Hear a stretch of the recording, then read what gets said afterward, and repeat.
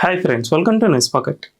బంగ్లాదేశ్ను మన ఇండియా భారీ దెబ్బ కొట్టిందనే చెప్పుకోవచ్చు. ఇరు దేశాల మధ్య సత్సంబంధాలు తెగదెంపులు కావడంతో ఆ దేశంలోని ఆర్థిక వ్యవస్థకు వెన్నెముకగా నిలిచిన టెక్స్టైల్ పరిశ్రమ ఇప్పుడు ఏకంగా కుదేలైపోతున్న పరిస్థితికి చేరుకుంది.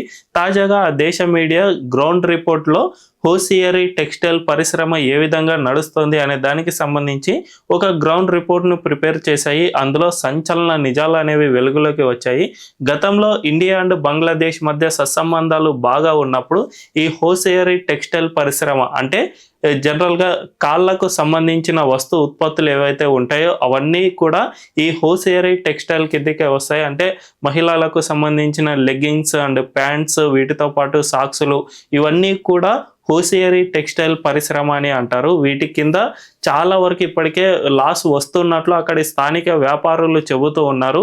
నిజానికి ఈ హోసియరీ టెక్స్టైల్ మొత్తం కూడా భారత్ నుంచే ముడి సరుకు అంతా కూడా వీళ్ళు ఇంపోర్ట్ చేసుకుంటూ ఉన్నారు. అంతేకాకుండా ఈ ఉత్పత్తులను ఎక్స్పోర్ట్ కూడా ఎక్కువగా భారత్కే చేస్తూ వస్తూ ఉన్నారు. కానీ ఇరు దేశాల మధ్య సత్సంబంధాలు ఎప్పుడైతే తెగదెంపులు అయిపోయాయో అప్పటి నుంచి రెండు దేశాల మధ్య ఇంపోర్ట్స్ అనేవి వాటి ప్రైజెస్ భారీగా పెరిగిపోయాయి. వాటిని ఎక్స్పోర్ట్ చేయాలన్నా కూడా భారత్ అన్ని ట్రాన్సిట్ రూట్లను బ్యాన్ చేసేసింది. జస్ట్ ఒకే ఒక ట్రాన్సిట్ రూట్ ఉంది, దాని గుండా వెళ్ళాలి అంటే గతంలో 1 డేలో ఈ వస్తువులను సరఫరా చేసేవాళ్ళు. కానీ ఇప్పుడు ఆ టైం కాస్త 24 డేస్కు పెరిగిపోయింది. వస్తు పరిశ్రమలో 24 డేస్ వరకు ట్రాన్స్పోర్ట్కు టైం పడుతుంది అంటే అది చాలా ప్రమాదకరమైన ఘంటికను సూచిస్తుందనే చెప్పుకోవచ్చు. ఎందుకంటే జనరల్గా మన ఇండియాలో ఏదైనా పండుగలు వస్తే వెంటనే మనం కొత్త బట్టలు కొనుక్కోవడానికి వెళ్తాం. అంటే ఇప్పుడు పెద్ద పెద్ద పండుగలు, వినాయక చవితి, దీపావళి, ఇలాంటివన్నీ కూడా మనం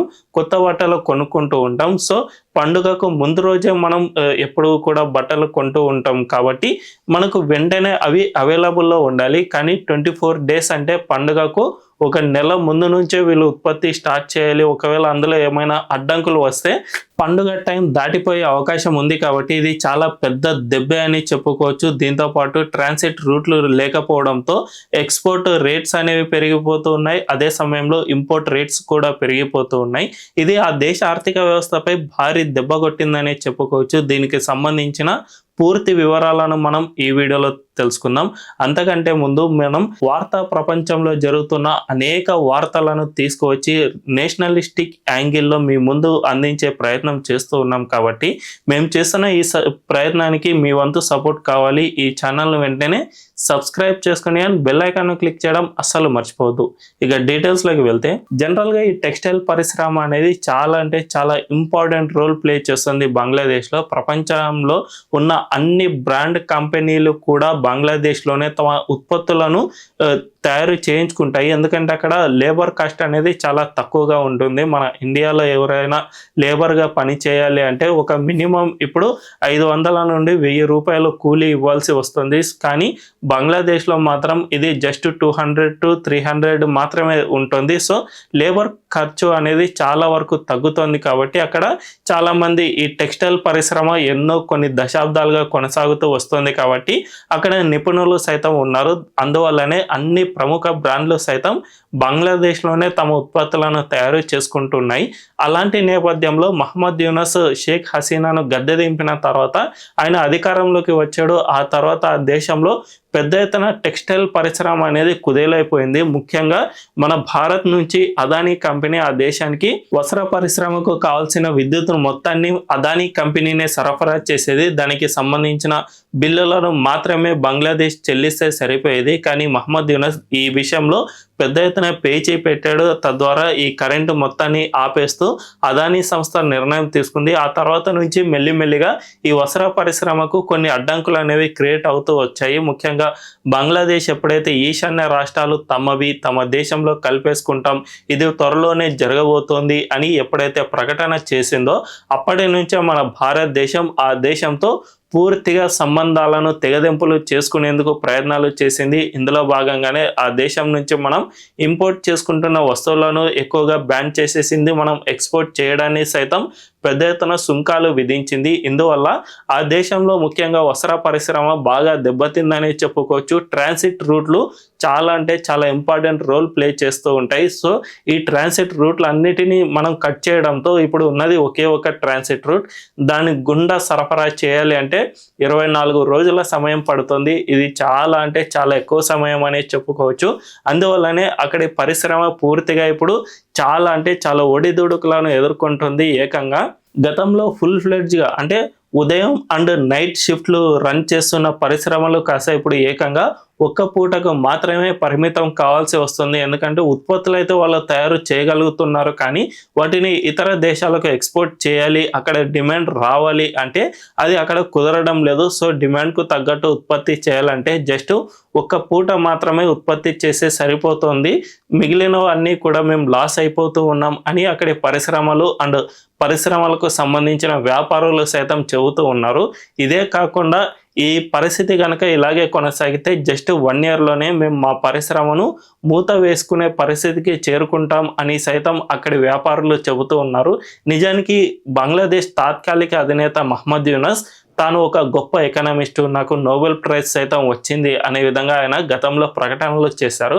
కానీ రియాలిటీలోకి వచ్చేసరికి అతను ఎట్టి పరిస్థితుల్లోనూ ఎకనామిస్ట్ కాదు కదా. దాని ఛాయలు సైతం అతని పాలనలో ఎక్కడా కూడా కనిపించలేదు. తన వస్త్ర పరిశ్రమ అండ్ బంగ్లాదేశ్లో ఉన్న ఇండస్ట్రీలన్నిటినీ దెబ్బతీసినా కూడా మహమ్మద్ యూనస్ ఇప్పటికీ కనీస చర్యలు తీసుకోలేకపోతూ ఉన్నాడు. అక్కడ పరిశ్రమల పరిస్థితి ఏ విధంగా మారిపోయింది అంటే అక్కడ బ్యాంకుల దగ్గర ఏకంగా 6 లక్షల కోట్ల అప్పులు అనేవి ఉండిపోయాయి. గతంలో అయితే ఈ పరిశ్రమలన్నీ కూడా తీసుకున్న అప్పును కట్టే పరిస్థితుల్లో ఉండేవి, కానీ ఇప్పుడు అసలు ఆ పరిస్థితే లేదు అని బ్యాంకులు సైతం ప్రకటనలు చేస్తూ ఉన్నాయి.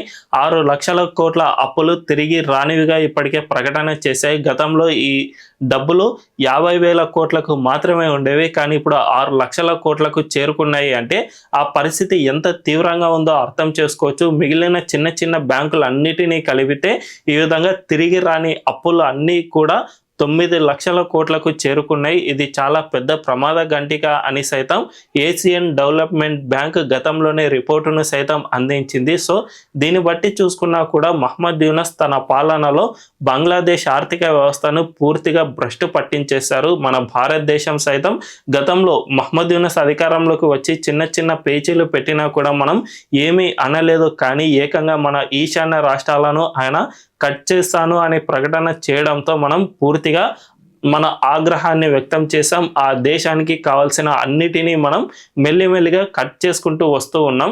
సో ఈ విధంగా చేసిన తర్వాత మహమ్మద్ యూనస్ తన పాలనను కొనసాగిస్తాడా అంటే త్వరలోనే ఆ దేశంలో ఎన్నికలు జరగనున్నాయి కాబట్టి ఖచ్చితంగా మహమ్మద్ యూనస్ పాలన అంతమైపోయే దశకు చేరుకుంటుంది. ప్రస్తుతం అక్కడ బంగ్లాదేశ్ నేషనలిస్ట్ పార్టీ అధ్యక్షుడు తారిక్ రెహమాన్ రీసెంట్గానే ఆ దేశానికి వచ్చాడు. ఆ ఎన్నికల్లో చురుగ్గా పాల్గొంటూ ఉన్నారు, పెద్ద ఎత్తున ప్రచారం చేస్తూ ఉన్నారు. ఆయనకు మన ఇండియా సైతం పరోక్షంగా మద్దతు తెలిపినట్లే అని మనం చెప్పుకోవచ్చు. రీసెంట్గానే ఆయన తల్లి అయిన ఖలీదా జియా మాజీ ప్రధాని బంగ్లాదేశ్కు ఆమె మృతి చెందిన నేపథ్యంలో మన విదేశాంగ శాఖ మంత్రి ఎస్ జయశంకర్ తారిక్ రెహమాన్ను కలవడంతో పాటుగా ఆమె అంత్యక్రియలకు సైతం హాజరయ్యారు. దీన్ని బట్టే మనం ఈ తారిక్ రెహమాన్ను పరోక్షంగా సపోర్ట్ చేస్తూ ఉన్నాం. మీరు ప్రజాస్వామ్య ప్రభుత్వాన్ని ఏర్పాటు చేయగలిగితే మా భారత్ నుంచి మీకు పూర్తిగా సహాయ సహకారాలు అందిస్తూ ఉంటాం అని మన భారతదేశం చెప్పగానే చెప్పింది. కాబట్టి త్వరలోనే జరగనున్న ఎన్నికల్లో బిఎన్పి గనుక గెలుపొందితే ఖచ్చితంగా మన సపోర్ట్ ఆ దేశానికి ఉంటుంది. ఆ పార్టీ గెలిచిన తర్వాత కూడా మన దేశానికి ఎలాంటి పేచీ పెట్టకుండా ఉంటే మనం ఫుల్ సపోర్ట్ ఇస్తాం అంతే తప్ప మహమ్మద్ యూనస్ లాగా మళ్ళీ ఆయన కూడా యాక్ట్ చేస్తే గనక ఖచ్చితంగా బంగ్లాదేశ్ పూర్తిగా పాకిస్తాన్ లాగా దివాలా తీసే పరిస్థితికి చేరుకున్న ఆశ్చర్యపోనక్కర్లేదని నిపుణులు చెబుతున్న మాట. మరి దీనిపై మీ అభిప్రాయం ఏంటో కామెంట్ల రూపంలో తెలియజేయండి. అండ్ ఈ వీడియో కనుక మీకు నచ్చినట్లయితే ఖచ్చితంగా మా ఛానల్ని సబ్స్క్రైబ్ చేసుకుని అండ్ బెల్ ఐకాన్ క్లిక్ చేయడం అస్సలు మర్చిపోవద్దు. Thank you.